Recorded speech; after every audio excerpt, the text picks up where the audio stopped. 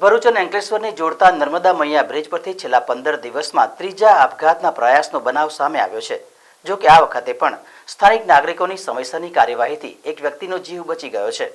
અંકલેશ્વરના નવી દેવી ગામના એક રહેવાસીએ ગત મોડી રાત્રે બ્રિજ પરથી નદીમાં કૂદીને આપઘાતનો પ્રયાસ કર્યો હતો। આ ઘટનાની જાણ થતાં જ આસપાસના કુકરવાડા ગામના સ્થાનિક નાગરિકો અને સામાજિક કાર્યકર ધર્મેશ સોલંકીની ટીમે તાત્કાલિક ઘટનાસ્થળે પહોંચી હતી। તેમણે નદીમાં કૂદી પડેલા વ્યક્તિને સુરક્ષિત રીતે બહાર કાઢ્યો હતો અને ત્યારબાદ તેના પરિવારજનોને જાણ કરી હતી, જેઓ તેને સારવાર માટે લઈ ગયા હતા। આ ઘટનાએ ફરી એકવાર બ્રિજની સુરક્ષા પર ગંભીર સવાલો ઊભા કર્યા છે। સ્થાનિક લોકો અને સામાજિક સંગઠનો દ્વારા લાંબા સમયથી બ્રિજની બંને બાજુએ સુરક્ષા નેટ લગાવવાની માગણી કરવામાં આવી છે। જો કે માર્ગ અને મકાન વિભાગ દ્વારા ગંભીર મુદ્દે કોઈ નક્કર કાર્યવાહી કરવામાં આવી નથી। સ્થાનિકોનું કહેવું છે કે જો વહેલી તકે પગલાં લેવામાં નહીં આવે તો ભવિષ્યમાં આવા બનાવો વધી શકે છે।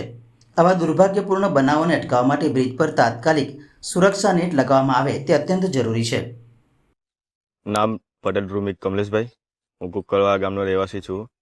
હું મચ્છી મારતો હતો, તે દરમિયાન એક બોડી પાણીમાં તરતા તરતા આવી હતી। બ્રિજ પરથી કૂદ્યા હતા એ ભાઈ, તો માછી મારતા માટે એ ભાઈ બૂમ પાડે કે બચાવ બચાવ કરીને, તો હું માછીમાર દરમિયાન એ ભાઈ પાસે ગયો, એ ભાઈને હું બચાવ કર્યો। એ ભાઈને બચાવીને હું સીધો કિનારા પર લાવ્યો નાવડી। ત્યાર પછી મેં ધર્મેશ કાકાને ફોન કર્યો, ધર્મેશભાઈ સોલંકીને।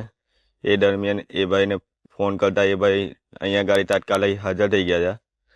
એ દરમિયાન ત્યાર પછી ધર્મેશભાઈએ એમના ઘરવાસીઓને ફોન કરી તો બધાને બોલાવ્યા છે।